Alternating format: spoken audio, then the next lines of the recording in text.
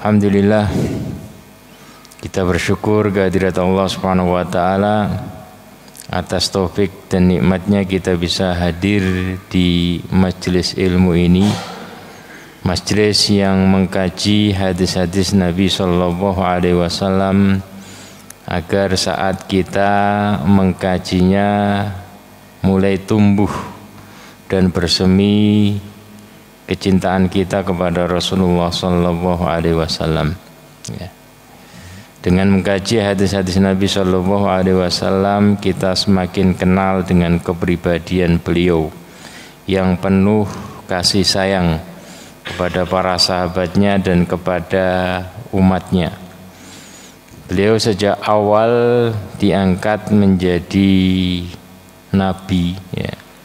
Maka Rasulullah sallallahu alaihi wasallam itu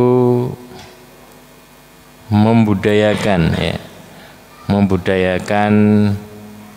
ngajak kumpul para sahabatnya belajar bareng, ya. Beliau kumpul di rumah Ibunda Khadijah, kemudian kumpul cari tempat lagi yaitu di rumah Arqam bin Abil Arqam, ya. Demikian juga saat beliau pindah ke Madinah, ya. Jadi beliau tetap mentradisikan seperti itu, ngajak kumpul-kumpul dengan para sahabat, duduk bareng, terlebih mengkaji ilmu, ya.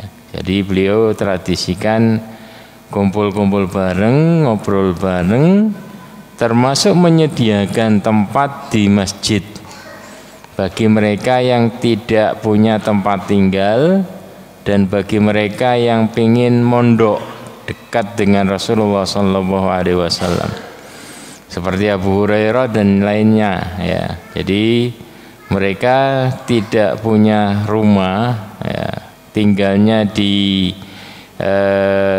Darus Sofa, ya, di Masjid Nabawi ada tempat khusus untuk menampung mereka, ya. Tinggal di situ biar dekat dengan Nabi Shallallahu Alaihi Wasallam. Kalau beliau datang keluar dari tempatnya kemudian mau nyampaikan ilmu, langsung mereka hadir, ya. Dan Rasulullah Shallallahu Alaihi Wasallam sering ngajak mereka untuk makan bareng, ya. Ngajak makan bareng dengan para sahabatnya.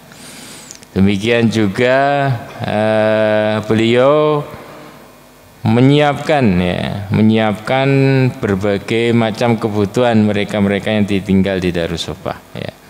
Jadi itu adalah salah satu bentuk bukti Rasulullah sallallahu alaihi wasallam ini sangat sayang kepada umatnya dan mentradisikan, mensyariatkan hal tersebut agar kita itu sesama kaum muslimin tidak hidup sendiri-sendiri, akan tapi hidup bareng, saling ada komunikasi, saling membantu, saling berkasih sayang, ya. Karena Allah Subhanahu wa taala menciptakan alam ini juga dengan kasih sayang. Menciptakan alam, menciptakan manusia, segala bentuk kebutuhannya Allah ciptakan dengan penuh kasih sayang. Kalau tidak kasih sayang, ngapain Allah nyiapkan semua kebutuhan kita, ya. Kita belum berbuat apa-apa, manusia ini belum berbuat apa-apa, tapi Allah Subhanahu wa taala sudah menyiapkan semua.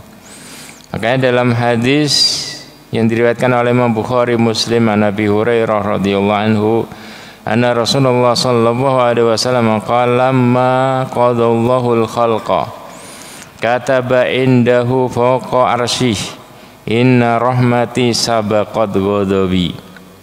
Jadi ketika Allah Subhanahu wa taala menciptakan makhluknya, semua makhluknya, langit, bumi, semuanya Allah ciptakan, Allah tuliskan, ya, di arsy-nya, di atas arsy, ya, isinya adalah inna rahmati sabaqat ghadabi, ya.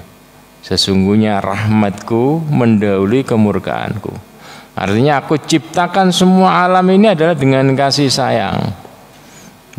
Allah tidak akan murka kecuali ada sebab manusia ini bermaksiat atau berbuat syirik, baru Allah Subhanahu wa taala murka, ya. Artinya apa? Artinya ini adalah tabiat penciptaan alam ini, yaitu dengan kasih sayang. Maka ketika kita ini mengisinya dengan kekerasan, menghilangkan kasih sayang, maka itu bertentangan dengan fitrah. Mesti ada sesuatu yang aneh, ya.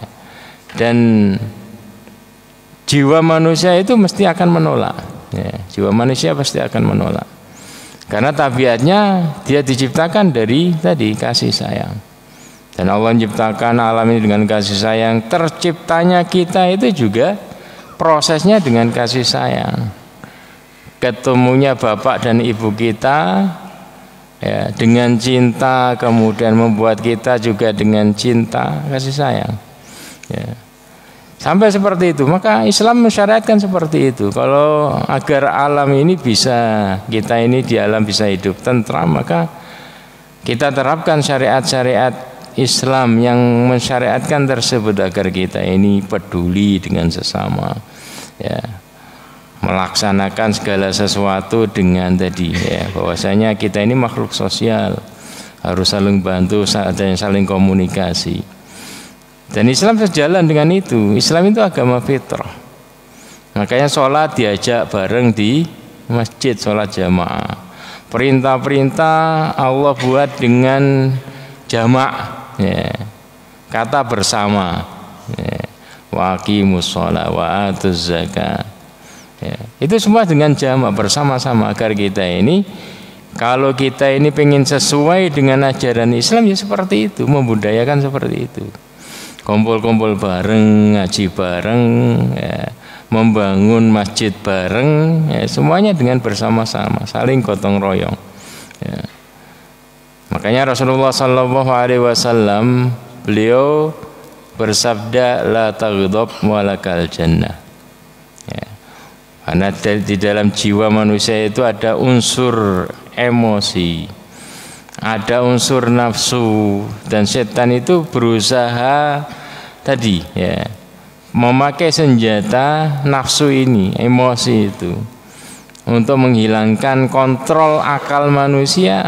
Maka Rasulullah sering nyampaikan, la taghdab walakal jannah, jangan mudah emosi, jangan marah, maka engkau akan dapat jannah, engkau akan masuk jannah. Maksudnya artinya di surga itu hidup tentram, nggak ada di surga orang amuk-amukan, itu nggak ada, ya.